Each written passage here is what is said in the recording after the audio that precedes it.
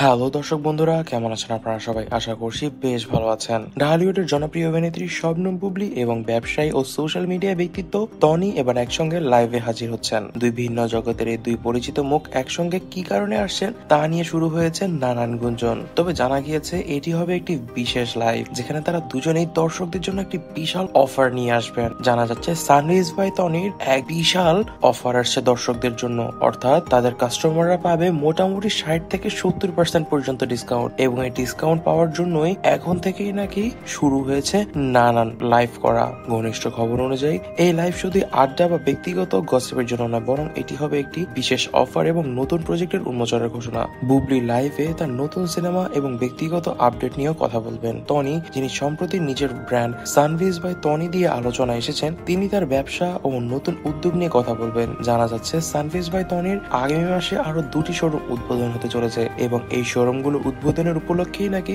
Sunrise by টনিতে অনেক বিশাল পরিমাণে ছাড় দিতে যাচ্ছেন তিনি। অনেকে ধারণা করছেন লাইভে অনেক বড় বড় ছাড় ছাড়াও অনেক ফ্রি প্রোডাক্টও দিবেন টনি এবং বুবলি।